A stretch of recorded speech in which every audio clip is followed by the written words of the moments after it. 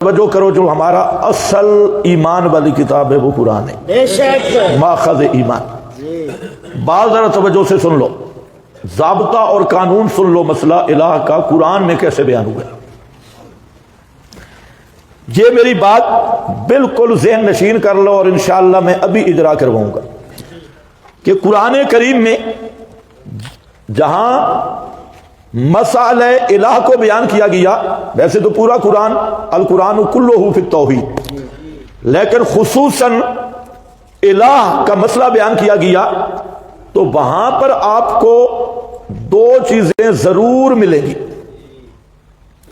خواہ بالکل قریب ہوں جب پورا مضمون آپ دیکھ لیں، اور وہ چیز یہ ہوگی کہ جب غیر اللہ سے الوہیت کی نفی قرآن میں آئے گی تو انہی دو صفتوں کی نفی ضرور ہوگی، تصرف ما فوق الاسباب اور علم ما فوق الاسباب، اس کی نفی ہوگی۔ اور اللہ کے لیے جب اثبات ہوگا الوہیت کا تو ان دو صفتوں کا، دو بنیادوں کا اثبات ہوگا، تصرف ما فوق الاسباب اور علم ما فوق الاسباب، اور اس کا نتیجہ ذکر کرے گا کہ جب یہ صفتیں اللہ کی ہیں تو الہ بھی صرف اللہ ہے۔ یہ دونوں پہلو ذہن میں رہے، اور یہ دو طریقے پہ آئیں گے، کبھی آئیں گے بالکل قریب سامنے نظر آ رہے ہوں گے، اور کبھی یہ ہوگا کہ تھوڑی سی محنت کر کے پورا مضمون چیک کرنا پڑے گا۔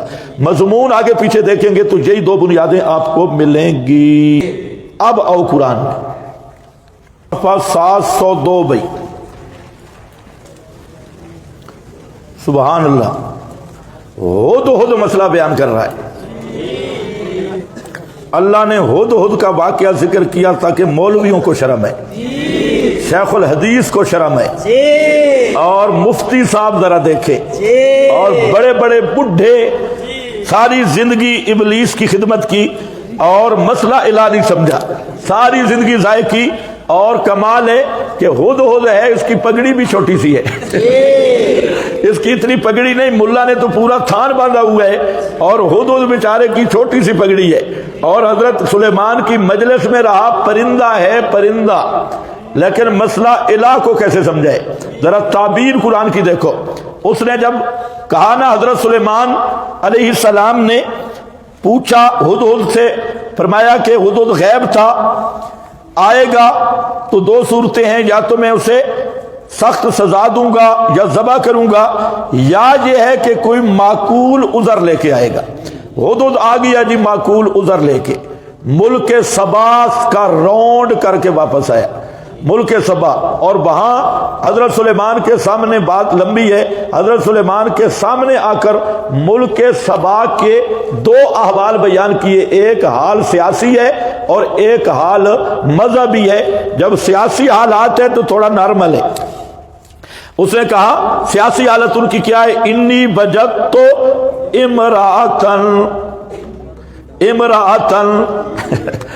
میں نے ایک زنانی کو پایا ہے، امرأتن کی تنکیر میں بہت سارا راز ہے، ہد بھی دیکھ کر مروب ہوئے۔ امرأتن بڑی زبردست زنانی تھی، تملکہم وأوتیت من کل شیء ولہا عرش عظیم۔ یہ سیاسی احوال ہیں ملک سبا کے۔ آگے مذہبی حالت بیان کی، وجدتھا وقومہا یسجدون للشمس من دون اللہ وزین لہم الشیطان اعمالہم فصدہم عن السبیل۔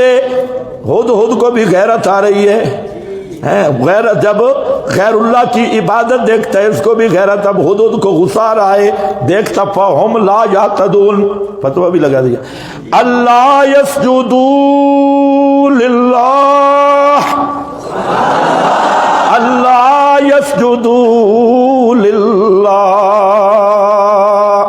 غصے میں آ گیا ہدہد اور کہتا ہے یہ مشرک پلیت، اللہ یسجدوا للہ، یہ صرف اللہ کے سجدے کیوں نہیں کرتے؟ صرف اللہ کے سجدے کیوں نہیں کرتے؟ سورج کے سجدے کیوں کر رہے ہیں؟ صرف اللہ کے سجدے کیوں نہیں کرتے؟ کون اللہ؟ الذی اس میں موصول علت کے قائم مقام ہوتا ہے، صرف اس کے سجدہ کرنے کی وجہ کیا ہے؟ الذی، وہ ذات، یخرج الخبأ فی السماوات والارض، تصرف ما فوق الاسباب، یخرج الخبأ، جو پوشیدہ چیزیں نکالتا ہے آسمانوں سے اور زمین سے، یعنی آسمانوں سے بارش برسا کر زمین سے دانے پیدا کرتا ہے، یہ بارش سے برسانے والا تصرف، یہ بھی ما فوق الاسباب، زمین سے سبزہ اگانے والا، دانے پیدا کرنے والا تصرف، یہ بھی ما فوق الاسباب۔ اور آگے کیا ہے؟ وَيَعْلَمُ مَا تُخْفُونَ وَمَا تُعْلِنُونَ، دوسری بنیاد بھی آ گئی، اور وہ اللہ ہی جانتا ہے جو تم دلوں میں چھپاتے ہو، وما تعلنون، اور جو زبان جوہرے سے ظاہر کرتے ہو، ما تخفون، علم ما فوق الاسباب، پہلے تصرف ما فوق الاسباب، پھر علم ما فوق الاسباب۔ اب نتیجہ ذرا دیکھو، کہتا ہے کہ جب ما فوق الاسباب، تصرف کرنے والا بھی اللہ، جاننے والا بھی اللہ، تو نتیجہ کیا نکلے گا؟ اللہ لا الہ الا ہو۔ جب یہ دونوں شانیں اللہ کی تو الہ بھی صرف اللہ، اللہ کے سوا کوئی الہ نہیں۔ کیسا نتیجہ نکالا ہے حدود نے؟ اللہ لا الہ الا ہو۔ بنیاد کس پہ رکھی؟ قانون آیا کہ نہیں آیا؟ بنیاد کس پہ رکھی ہے؟ الذی یخرج الخبأ، خبأ چھپی چیزیں، دانے وغیرہ، زمین آسمان مطلب بارشیں برسا کر اور یہ بیج اگا کر نکالتا ہے، یہ تصرف ما فوق الاسباب ہے۔ آگے علم ما فوق الاسباب۔ جب یہ دونوں سلط غیبیہ، تسلط غیبی اسی کا نام ہے، یہ اللہ کے ساتھ خاص ہے، تو الوہیت بھی اللہ کے ساتھ خاص ہے، یہ نتیجہ ہے۔ اس کے ساتھ دوسرا نمبر پہ نکالے سورہ القصص، آیت نمبر 70۔ 700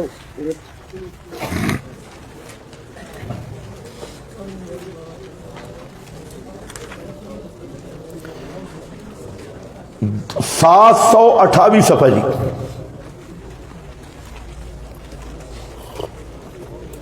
آپ کو کوئی ذہن میں ہے ہم کیا پڑھ رہے ہیں؟ وَرَبُّكَ يَخْلُقُ مَا يَشَاءُ وَيَخْتَارُ، اور رب تیرا پیدا کرتا ہے جو چاہے، وَيَخْتَارُ، اور وہی مختار ہے، وہی متصرف ہے۔ مَا كَانَ لَهُمُ الْخِيَرَةُ، نہیں ہے جنس مخلوق کا کچھ اختیار، ما کان لہم، نہیں ہے ان کے لیے، خواہ جن ہوں خواہ انس ہوں خواہ ملک ہوں، الخیارہ، اختیار نہیں، یعنی اختیار ما فوق الاسباب نہیں۔ سبحان اللہ وتعالی عما یشرکون، پہلی بنیاد آ گئی، یخلق و یختار، ما کان لہم الخیارہ، تصرف ما فوق الاسباب، تصرف ما فوق الاسباب۔ اور دوسری بنیاد، وَرَبُّكَ يَعْلَمُ مَا تُكِنُّ صُدُورُهُمْ، اور تیرا رب ہی جانتا ہے جن چیزوں کو سینے چھپاتے ہیں، علم ما فوق الاسباب، علم ما فوق الاسباب، وما یعلنون۔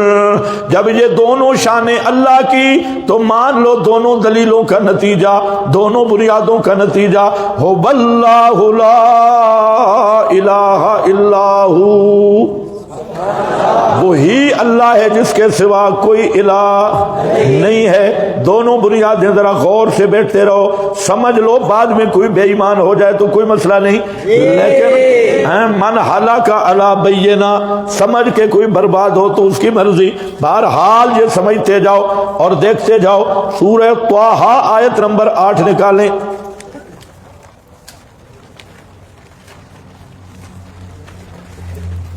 بنیادیں یہی ملیں گی، یہ پہلا قانون تے دوسرا قانون تمہیں مشکل میں ڈال دے گا۔ 579 جی سورہ طٰہٰ کی ابتدا، غور سے ذرا دیکھنا ہے۔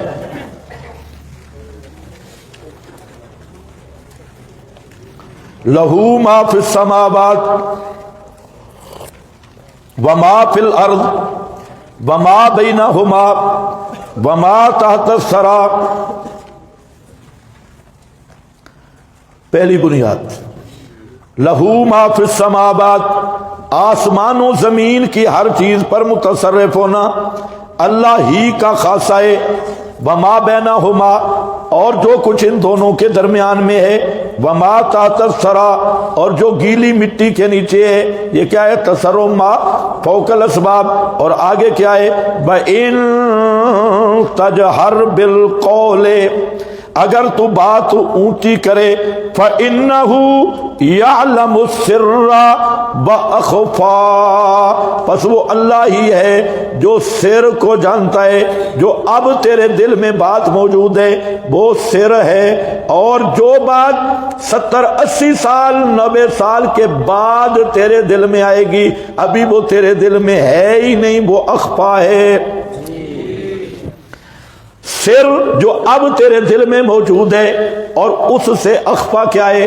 جو بعد میں تیرے دل میں آئے گی۔ اب تجھے بھی معلوم نہیں ہے کہ کل تو کیا سوچے گا، پرسوں کیا سوچے گا، اگلے سال تو کیا سوچے گا، 10 سال بعد تیرے دل میں کیا ہوگا، 20 سال بعد تیرے دل میں کیا ہوگا۔ فَإِنَّهُ يَعْلَمُ السِّرَّ وَأَخْفَى، دونوں بنیادیں آ گئیں۔ حضرت نیلوی شاہ صاحب رحمۃ اللہ علیہ یہاں لفظ پڑھتے تھے، ہمادان اللہ ہما کن اللہ تو الہ بھی صرف اللہ۔ یہی عقیدہ ہے کہ تصرف ما فوق الاسباب یہ بھی اللہ کا خاصہ ہے، علم ما فوق الاسباب یہ بھی اللہ کا خاصہ ہے۔ تو نتیجہ کیا نکلا؟ اللہ لا الہ الا ہو، اللہ وہ ہے جس کے سوا کوئی الہ نہیں۔ یہی بنیاد ہے۔ اسی طرح آگے چلتے جاؤ، پورا قرآن دیکھ لینا۔ یہاں پر ذرا دیکھو، یہ سورۃ ہود نکال لیں، آخری صفحہ 123 آیت۔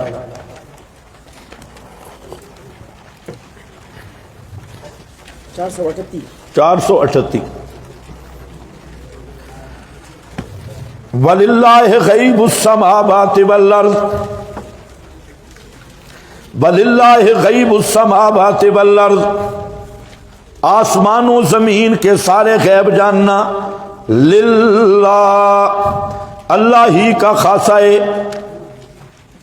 وَإِلَيْهِ يُرْجَعُ الْأَمْرُ كُلُّهُ، تمام امور پر متصرف بھی اللہ، غیب جاننے والا بھی اللہ۔ تو فَاعْبُدْهُ اذا كان الامر كذلك، جب للہ غیب السماوات علم ما فوق الاسباب، الیہ یرجع الامر کلہ تصرف ما فوق الاسباب، جب یہ شان اللہ کی ہے، جب مانتا ہے اذا کان الامر کذالک فاعبدہ، پس اسی ہی کی عبادت کر، اسی ہی کی عبادت کر۔ متفرع ہو گیا، یہاں پر بھی وہ دونوں بنیادیں موجود۔ اسی طرح سورت آل عمران آیت نمبر 6 نکال، صفحہ 102، صفحہ 102 جی۔ ان اللہ لا یخفی علیہ شیء، بے شک اللہ وہ ذات ہے، لا یخفی علیہ شیء، نہیں چھپی اس پر کوئی چیز، فی الارض ولا فی السماء، زمین میں نہ آسمانوں میں۔ علم آ گیا آگے، هو الذی یصورکم فی الارحام کیف یشاء، تصرف ما فوق الاسباب، پہلے علم ما فوق الاسباب، پھر تصرف ما فوق الاسباب۔ نتیجہ کیا ہے؟ جب یہ دونوں شان اللہ کی تو الہ بھی صرف اللہ، لا الہ الا ہو۔ ان دونوں بنیادوں کا نتیجہ آ گیا۔ یہ اس قسم کہ یہ بالکل آسان تخریج ہے۔ اور پھر میں آپ کو بتاؤں گا، آپ آیت الکرسی میں غور کر لیں۔ آیت الکرسی میں کیا ہے؟ دعویٰ کیا ہے؟ اللہ لا الہ الا ہو۔ آگے جو دلائل دیے گئے اس میں غور کریں، دلائل کیا ہیں؟ اس سارے دلائل کا خلاصہ وہاں پر بھی نہیں کھڑا ہے۔ کیا؟ لہو ما فی السماوات وما فی الارض لا یحیطون بشیء من علمہ الا بما شاء، علم بھی اور تصرف بھی دونوں اگر آپ سمجھ گئے تو میں آپ اس لیے وضاحت نہیں کر رہا، صرف حوالہ دے رہا ہوں۔ ایک مقام پہ چلوں گا میں، وہ انشاءاللہ آگے۔ تو ایک یہ ہے، اب ذرا آگے چلو۔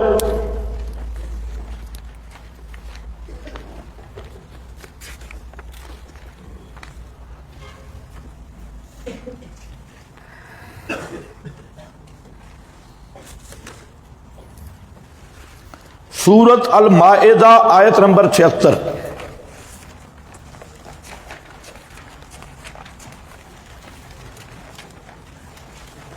صفحہ 203۔ صفحہ 230 پورے ذرا غور سے سننا ہے۔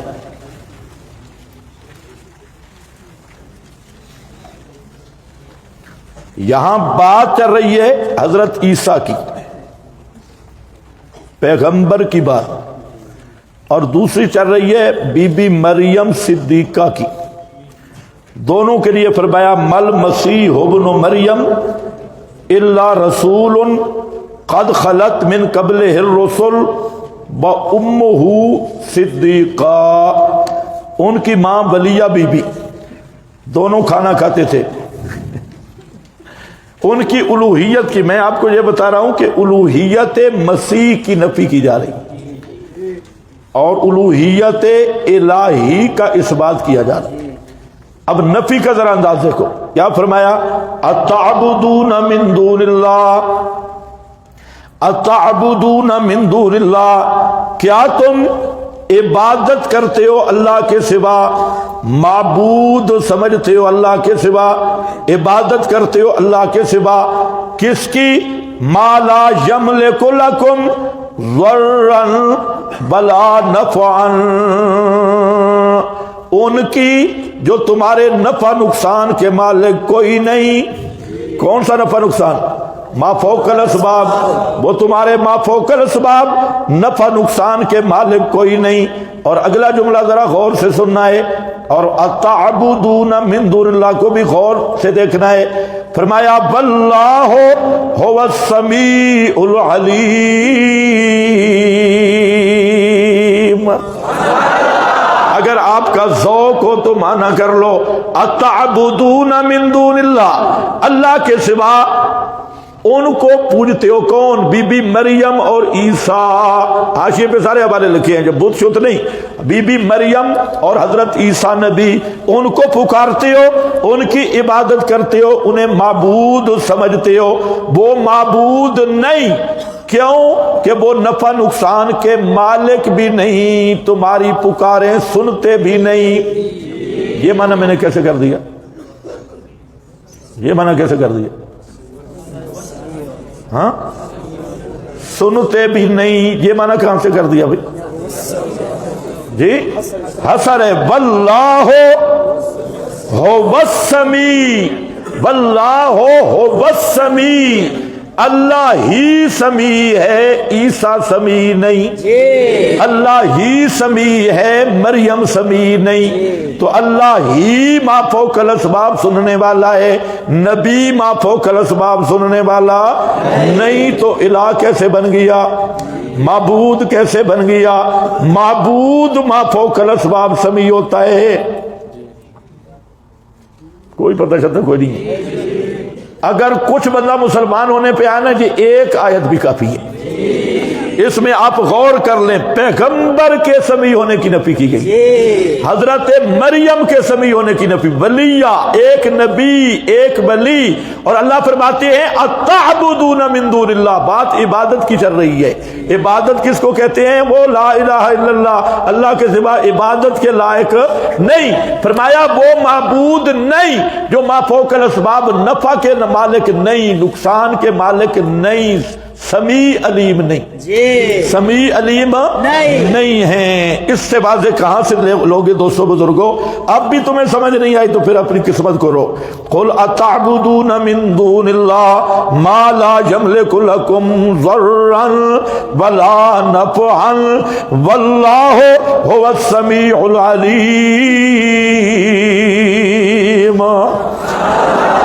اللہ ہی سمیع ہے، اللہ ہی سمیع ہے، عیسیٰ سمیع نہیں، مریم سمیع نہیں۔ کون سے سمیع؟ ما فوق الاسباب۔ ہاں اللہ ہی علیم ہے، عیسیٰ علیہ السلام علیم نہیں، علم سے مراد علم ما فوق الاسباب۔ تو پتہ چلا معبودیت کی بنیاد تسلط غیبی، علم ما فوق الاسباب، تصرف ما فوق الاسباب۔ اب آگیا نے سما ما فوق الاسباب، سما ما فوق الاسباب آ گیا۔ اب ذرا آگے چلو، سورہ مریم میں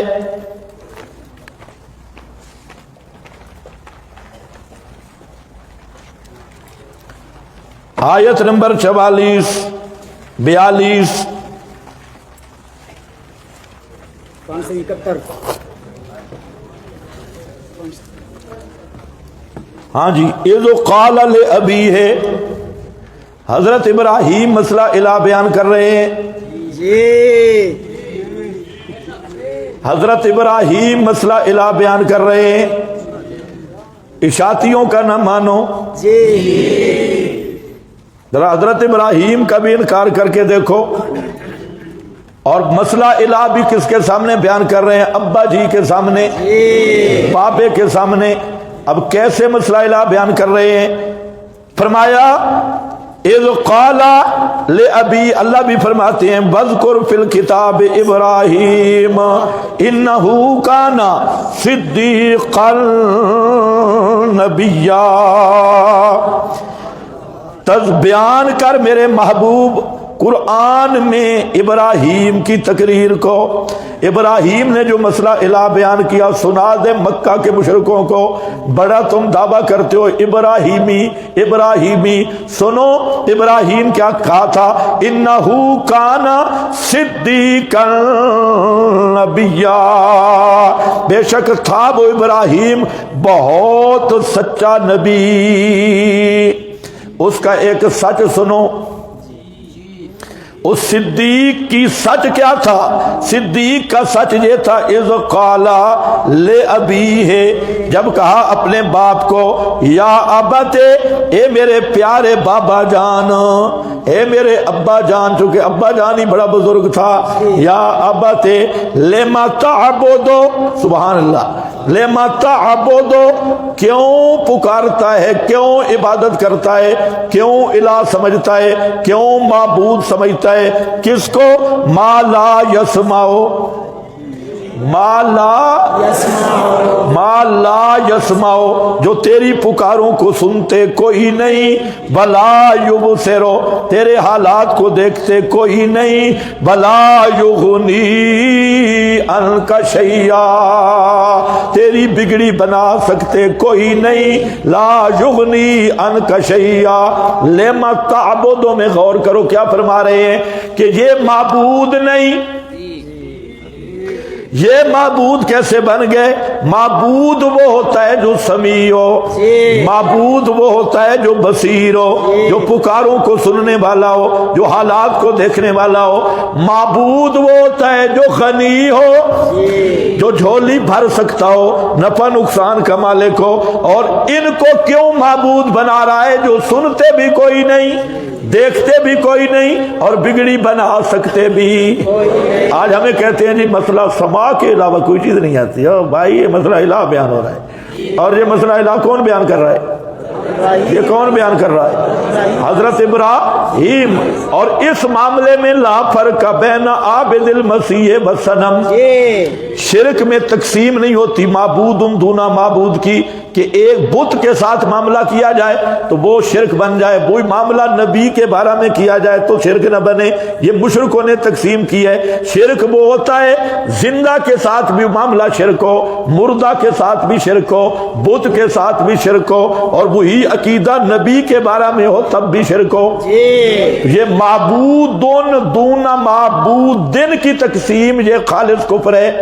بے شک او بھائی اس معاملے میں لا فرق بین عابد المسیح و صنم، بے شک جو مسیح کا عابد ہو وہ بھی مشرک ہے، جو صنم کا عابد ہو وہ بھی مشرک ہے۔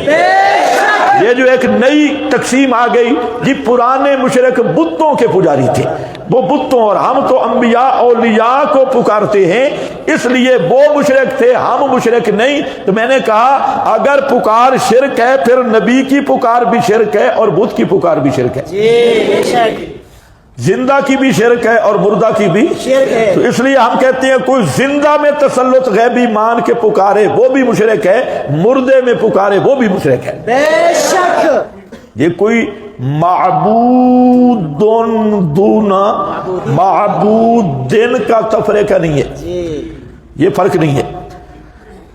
تو حضرت ابراہیم نے چھیڑا ہے نا مسئلہ سما، اور کس سے آنکھ میں چھیڑا ہے؟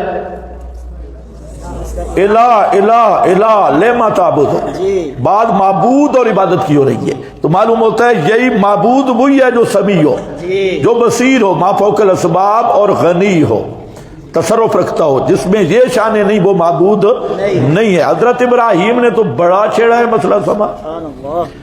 کعبہ جب بنا رہے تھے اس کی دیواروں میں مسئلہ سما سے شروع کی، ربنا تقبل منا، اے ہمارے پروردگار قبول کر ہماری طرف سے، کیوں تجھے پکار رہے ہیں، تجھے کیوں کہہ رہے ہیں تقبل منا، کیوں ہم ربنا ربنا کر رہے ہیں؟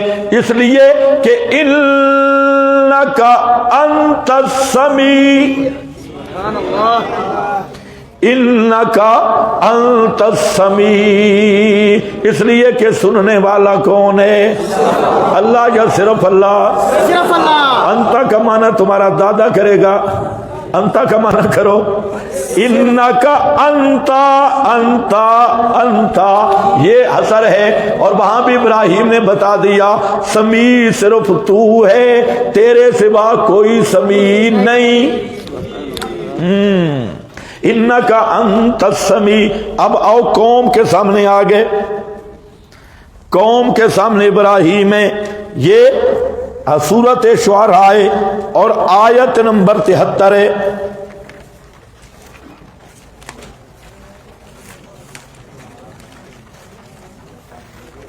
صفحہ نمبر 685، صفحہ نمبر 685 جی آگے، قال هل يسمعونكم، سبحان اللہ،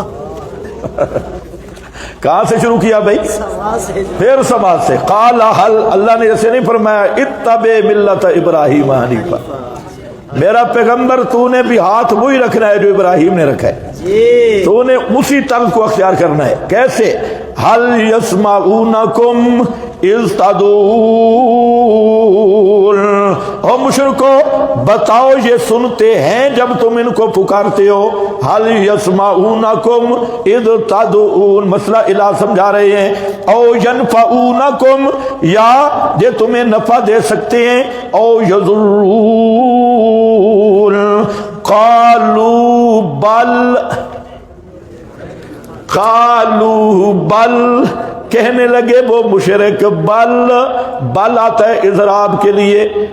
اب ذرا سمجھو معنی، وہ کہتے ہیں ابراہیم مسئلہ سما نہ چھیڑ، بل مسئلہ حل یسمعونکم والا مسئلہ نہ چھیڑ، سما والا مسئلہ نہیں چھیڑنا، بل، بل کیوں، کیوں بل کیوں، وجدنا آباءنا کذالک یفعلون، یہ ہمارے اکابر کا اجماعی مسئلہ ہے، اس لیے سما والا مسئلہ نہ چھیڑ، اس کو رہنے دے۔ کیوں؟ بل وجدنا، اکابر آگے سما والے مسئلے کے آگے۔ قال افرأیتم ما کنتم تعبدون، اوے بتاؤ مجھے بخبر دو مجھے جن کی تم عبادت کرتے ہو. عبادت مسئلہ الہ بیان ہو رہا ہے. هل يسمعونکم او ینفعونکم او یضرون، بالکل اسی طرح آیت مائدہ والی لا یملک لکم ذرا ولا واللہ هو السمیع العلیم، بالکل اسی طرح ہے. آگے پھر مسئلہ الہ بیان کیا. الہ کون ہوتا ہے؟ یہ جب آئیں گے تو انشاءاللہ یہ لمبی بات ہے. الہ کی شان بیان کی کہ الہ ہوتا کون ہے. سورت حامیم مومن آیت نمبر 20 آپ نے پڑھی ہے، صرف حوالہ بڑھا رہے ہیں. میں نے بتایا تھا اس کا تعلق ہے فضل اللہ اس کے ساتھ، اور معنی کیا ہے؟ واللہ یقضی بالحق والذین یدعون من دونہ لا یقضون بشیء. آگے یہ جملہ معلل ہے، وہ کچھ فیصلہ نہیں کر سکتے، نہ صحت کا، نہ بیماری کا، نہ بڑھاپے کا، نہ کوئی تقدیر کا، کوئی فیصلہ نہیں. اللہ ہی فیصلہ کر سکتا ہے. کیوں؟ ان اللہ هو السمیع البصیر، اس لیے اللہ ہی سمیع ہے، اللہ ہی بصیر ہے. یہی سمجھ رہے ہو کہ نہیں؟ ما فوق الاسباب، اللہ ہی سمیع ہے اور کوئی سمیع نہیں، اللہ ہی بصیر ہے اور کوئی بصیر نہیں. یہ سورہ حامیم مومن آ گیا جی. اس کے بعد آیات تو ہیں بہت زیادہ، اب میرے ذہن میں اور بھی بہت ساری آ گئی، لیکن ذرا یہ امن خلق السماوات نکال لیں.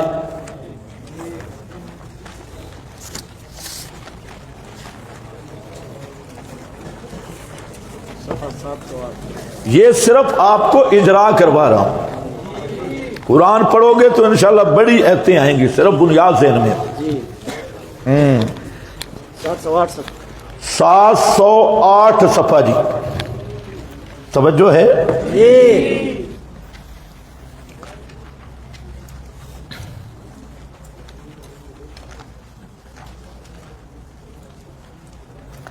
امور ذرا گنتے ہیں. مسئلہ الہ تجھے قرآن کا موضوع ہے، لیکن ایک بات ذہن میں رکھ لو، دو مقام ایسے ہیں جن میں بڑی مفصل بحث ہوئی ہے مسئلہ الہ پہ. ایک مقام ہے آیت الکرسی کا،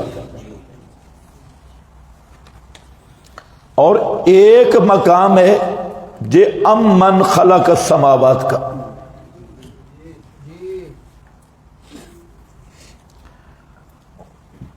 فرق ہے. آیت الکرسی میں طرز اور ہے، وہ طرز عام دعوت ہے، دلائل بیان کیے گئے. اور امن خلق السماوات دعوت کا خاص شعبہ مناظرہ کی طرز ہے. بس یہ فرق ہے، مناظرانہ رنگ میں سمجھایا گیا. آیت الکرسی میں عام دعوت کے طور پہ، اور یہاں ہے خاص دعوت. اور خاص دعوت کیا ہے؟ مناظرانہ رنگ. اب ذرا دیکھو، امن خلق السماوات والارض وَأَنزَلَ لَكُم مِّنَ السَّمَاءِ مَاءً. آیا وہ ذات جس نے پیدا کیا آسمانوں کو ایک، والارض اور زمین کو دو، وَأَنزَلَ اتارا بس سے تمہارے آسمان سے پانی، کتنے ہو گئے؟ 3. فَأَنبَتْنَا بِهِ پس اگائے ہم نے اس پانی کے ساتھ حدائق ذات بہجا، باغات با رونق، کتنے ہو گئے؟ 4. ما کان لکم ان تنبتوا شجرہا، تم ساری مخلوق مل جاؤ ایک درخت بھی نہیں اگا سکتے. یہ سارے باغات انبتنا ہم نے اگائے. ما کان لکم ان تنبتوا شجرہا، کتنے ہو گئے؟ 4 تصرف بیان کر کے پھر آخری پر تفریح ڈالی. پہلا آسمانوں کو پیدا کرنے والا اللہ، زمین کو پیدا کرنے والا اللہ، آسمان سے بارشیں برسانے والا اللہ، زمین سے نباتات اگانے والا اللہ. یہ 4 تصرفات ما فوق الاسباب آخری پر بات کر کے ما کان لکم. پہلے 3 واضح تھے کہ کوئی نہیں کہہ سکتا کہ آسمان بابے نے بنائے، زمین بابے نے بنائی، بارشیں بابا برساتا ہے، کوئی نہیں. ہاں آخری پر کوئی کہہ سکتا تھا کہ درخت بابے جی نے اگائے ہیں، اس لیے فرمایا تم سارے مل جاؤ. ما کان لکم ان تنبتوا شجرہا. جب یہ تصرفات کرنے والا اللہ تو الہ مع اللہ. جب یہ چار امور کرنے والا صرف اللہ تو کیا اللہ کے ساتھ اور بھی کوئی الہ ہے؟ الہ مع اللہ. تو جواب آئے گا لا الہ الا اللہ. جب یہ 4 تصرفات ما فوق الاسباب یہ اللہ کے ساتھ خاص ہیں تو الوہیت بھی اللہ کے ساتھ خاص ہے. بنیاد سمجھے ہو؟ آگے چلتے جاؤ. امن جعلا، اس کو ام منقطعہ کہتے ہیں. چلو اس بات کو چھوڑو، اگلی بات سنو. یہ بات تم نے سن لی، آگے ذرا توجہ کرو. امن جعلا، بھلا وہ ذات جس نے پیدا کیا زمین کو قرارن رہائش کے قابل اور کیا اس کے درمیان انہارا نہریں پیدا کی، وجعل لہا اور رکھے اس زمین کے ٹھہرانے کے لیے رواسیہ پہاڑ، وجعل اور کیے 2 پہاڑوں کے 2 دریاؤں کے درمیان حاجزن. کتنے ہو گئے؟ 4. زمین کو رہائش قابل رہائش بنانے والا اللہ، نہریں چلانے والا اللہ، پہاڑ گاڑنے والا اللہ، 2 سمندروں کے درمیان مانوی پردہ ڈالنے والا اللہ. یہ 4 تصرفات پھر آگئے. فرمایا جب مانتے ہو کہ یہ 4 تصرفات صرف اللہ کے ہیں، ہمارے معبودوں کے نہیں، تو الہ مع اللہ. یہ 4 تصرفات کس کے ساتھ خاص ہیں؟ الہ مع اللہ. جب یہ 4 کام کرنے والا اللہ تو الہ بھی صرف ہو. یہ معیار الوہیت بیان ہو رہا ہے، مسئلہ الہ بیان ہو رہا ہے. اور یہ مشرک بھی مانتے تھے کہ ہمارے معبود یہ نہیں کر سکتے. اور امور اعظام آپ پڑھ چکے ہیں، ہمارے معبود یہ کام نہیں کر سکتے. تو فرمایا پھر وہ الہ کیسے بن گئے؟ الہ تو وہ ہوتا ہے جس کی یہ شان ہو. آگے پہلے 4 آ رہے تھے، آگے ذرا دیکھنا ہے. امن یجیب المضطر، امن یجیب المضطر. چلو اگلی بات بتاؤ، ہے کون جو پہنچتا ہے مضطر کی پکار کو؟ اذا دعاہو، اذا دعاہو، جب وہ مضطر اسے پکارے، اس کو پکارتا ہے. تو کون ہے وہ؟ یجیب المضطر اذا دعاہو ویکشف السوء، اور دور کرتا ہے وہ خاص تکلیف. پہلی چیز مجیب المضطرین کون ہے؟ دوسری مشکل کشا کون ہے؟ وَيَجْعَلُكُمْ، اور بناتا ہے تمہیں خلائف بیچ زمین کے خلفاء. یہ کام کرنے والا اللہ تو الہ مع اللہ. یہ کام کرنے میں وحدہ لا شریک، تو الوہیت میں بھی وحدہ لا شریک. الہ مع اللہ. مضطر کون ہے؟ الذی انقطع منہ الاسباب، وہ مضطر ہے جو مصیبت میں پھنس گیا، اسباب ختم ہو گئے. کہیں حوالہ ہوگا نہیں تو قرطبی اٹھا لینا، ادھر نہیں آئے تو. اسباب ختم ہو گئے تو کون ہے؟ ما فوق الاسباب، پکارنے والے کی پکار کو سننے والا. جب ما فوق الاسباب پکارنے والے کی پکار کو سننے والا اللہ تو الہ بھی. اور جو لغت میں پڑھ رہے تھے قرآن میں بھی آ چکا ہے. الہ کا معنی امن یجیب المضطر، آگے چلتے جاؤ، الہم اللہ قلیلا ما تذکرون، پانچویں دلیل آ رہی ہے امن یہدیکم، بھلا کون ہے جو یہدیکم تمہیں نکالتا ہے، رہنمائی کرتا ہے، فی ظلمات البر والبحر، ظلمات سے مراد شدائد ہیں، کون ہے جو تمہیں بر اور بحر کے شدائد سے نکالتا ہے، مشکلات سے، کون ہے یرسل الریاح، جو چلاتا ہے ہوائیں، وہ ذات جو چلاتی ہے ہوائیں، بشرم بین یدی رحمتہ، یہ امور خاص اللہ کے ساتھ، تو الہم اللہ امن یبدأ، آگے چلو، کون ہے پہلی مرتبہ مخلوق کو پیدا کرنے والا پھر اس کو لوٹا سکنے والا، اور کون من یرزقکم، کون ہے یا وہ ذات جو رزق دیتی ہے تمہیں آسمانوں سے بارشیں برسانا، زمین سے کھیتیاں اگانا، الہم اللہ، اب سارے امور گنو، سارے کتنے بن گئے پتہ چل جائے گا۔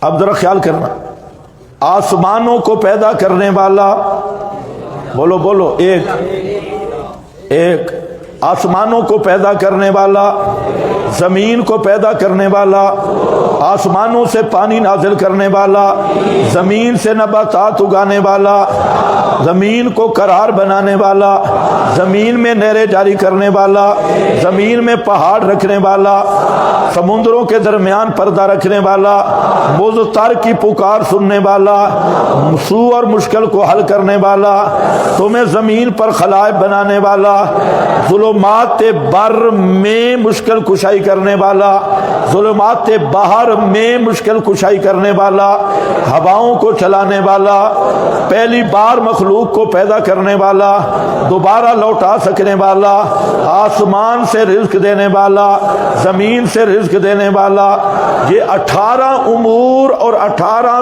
امور تصرفات ما فوق الاسباب، اور یہ مسلم بین النبی والمشرکین، مشرک بھی مانتے تھے، اور امن یجیب المضطر دعوا اللہ مخلصین، یہ مشرکین بھی یہ مسلم امور ہیں، سب کا حاصل یہ نکلا کہ متصرف ما فوق الاسباب اللہ، یہ پہلی بنیاد آ گئی، اس کے سوا کوئی متصرف نہیں، اور دوسری بنیاد اس کو ختم کیا، ہاتھو برہانکم قل لا یعلم من فی السماوات والارض الغیب الا اللہ،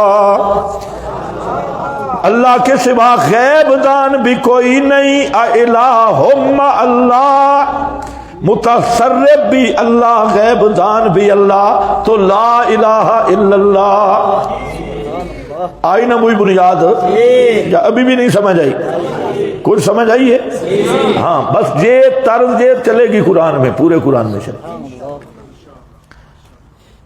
اب اور بہت کچھ میرے ذہن میں آ رہا ہے، میرا خیال ہے اب ساتھ ساتھ ہی چلے۔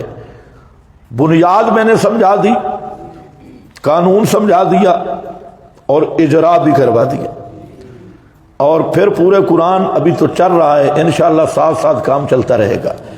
مسئلہ الہ کو اس سال کا درس جہاں اختتام پذیر ہوا، پھر انشاءاللہ